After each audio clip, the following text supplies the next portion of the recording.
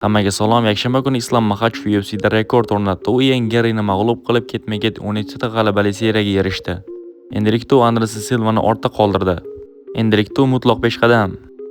Hali hamon hamma bu natijadan hayratda. Bugun esa UFC MMA olamidagi jangchilar va ekspertlarning ushbu jangga fikrlarini ko'rib chiqamiz. Videoga like bosib, kanalga obuna bo'lib qo'ying. Siz Rossiyada ishlaysiz va har doim uyingizga turli xil sinalmagan ilovalardan pul yuborib, juda ko'p pand yeyapsizmi? Unda Tezda ilovasi aynan siz uchun. Tezda ilovasidan ayni paytda 500 ming yaqin insonlar foydalanib kelishmoqda. Ilova orqali Rossiyadan turib uydagilarni Uzcard va Humo kartalariga yuqori kurslarda pul yuborishingiz mumkin. Hoziroq ilovani yuklab oling. Tezda sinalgan ilova. Jang yaxshi o'tdi. Dastlabki 2 raundda hammasi zo'r ketayotgan edi Islom foydasiga, lekin keyingi raundlarda Islom sekinlashdi. Sababini topishimiz mumkin. Birinchi, ikkinchi raundlarda Islom toza harakat qildi, lekin buning sekinlashishiga sabab Ian Garrining tana tuzilishi ham bo'lishi mumkin. Ehtimol 5-raund hammasini hal qildi. U yerda Islom mutlaq dominantlik qildi va unda ketma-ket 12 ta g'alabali seriya. Tabriklayman birodarim. Sen afsonasan. Men bu jangda xuddi o'zim jang qilgandek bo'ldim. Garri yaxshi jangchi, u mehribon. Lekin Islom o'z ishini bajardi. Tabriklayman. Sen Morales bilan jang qil. Yo'q, avval Islom bilan jang qilaman dekabrda, keyin esa aprel oyida Morales bilan. Jennerson, Islom bu zarbani yo'llaganida men shunchaki shok holatida edim. Avval bunday zarbalarni Islomdan ko'rmaganmiz. U Ian Garrini mag'lub qildi. Takedowndan himoyasi yaxshi edi Garrini, lekin Islom uchun yetarli bo'lmadi. Islom har taraflama rivojlanib bormoqda. Uni mag'lub etish juda ham qiyin, deyarli imkonsiz bo'lib qolmoqda. Uning dzudodagi mahorati ham juda yuqori va bu jangda undan juda yaxshi foydalandi. Hamma Islomni 77 kilogramda katta yigitlar bilan qiyinchilikka duch keladi deb aytishayotgan edi. Lekin ko'rganingizdek bu yerda u yaxshi g'alabalar qilmoqda. U bemalol 77 kilogramda ham katta yigitlarni yiqitmoqda. Bu haqiqiy darajani ko'rsatadi. Ian Garrini biroz tanqid qilishimiz kerak, chunki murabbiy unga risk qilishni aytganda ham u bunday qilmadi. Bir joyda qotib turaverdi.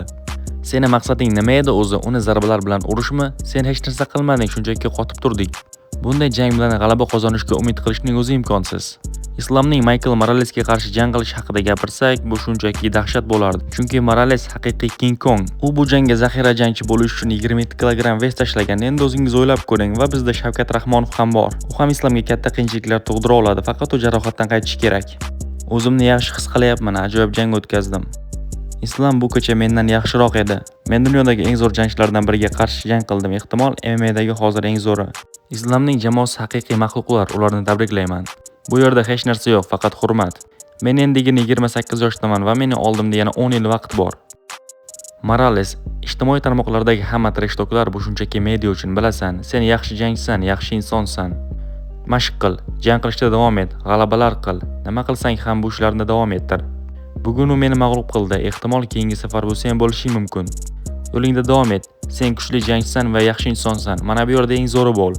Mental jihatdan kuchli bo'l, nokautlar qilishda davom et. Bugun Islom men uchun Habibdan yaxshiroq jang sifatida ko'rindi. U faqat kamarni himoyalagani uchun emas. U bu jangda juda ko'p narsalar qildi. Bilasiz, ikkinchi raunddagi head kick knockdownni eslang. Va qolgan paytlarda o'z uslubida jangni davom ettirdi. To'g'ri, 3-raundda bu jang biroz ikkilamchi bo'ldi. Lekin qolgan raundlarni Islom o'ziniki qilib bo'lgandi.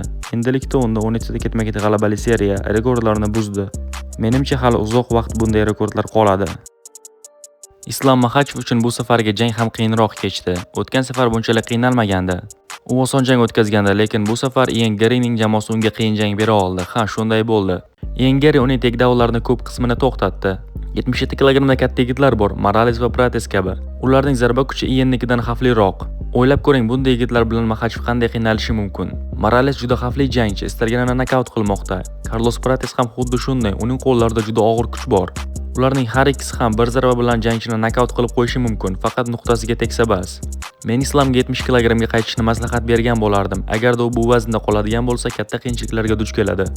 Lekin nima bo'lgan taqdirda ham u rekordlarni buzmoqda. U jangdan oldingi press konferensiyada ketma-ket g'alabalar bo'yicha rekordni 20 taga yetkazib qo'ymoqchiligini aytib o'tgandi. Endilikda unda yana 3 ta jang qolmoqda. Ammo ushbu jangdan kelib chiqsak, Islom oxirgi raundlarda charchab qolgan edi. Albatta bunga uning yoshi ham ta'sir o'tkazadi. Yaqinda 35 yoshga to'ladi. Bilmadim, keyingi 2-3 yil davomida uning formasi qay darajada o'zgarishi mumkin. Ian Garri ham bu jangga yaxshi tayyorgarlik ko'rgan. Uning atrofida yaxshi jamoa bor. Lekin uning xatosi oxirgi raundlarda tavakkal qilmagan edi. U shunchaki Islomni kutardi.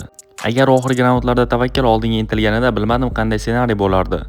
Va albatta bu jangni ko'rgan da'vogarlar Iyenning xatosidan xulosa chiqarib chempionga o'zgacha yo'nalishda tayyorgarlik ko'rishi mumkin. Islomning g'alabasiga mana shunday fikrlar do'stlar. Siz nima deb o'ylaysiz do'stlar? Endilikda Islom Maxachevni dunyodagi eng buyuk 3 ta MMA jangchisi qatoriga qo'shish mumkinmi?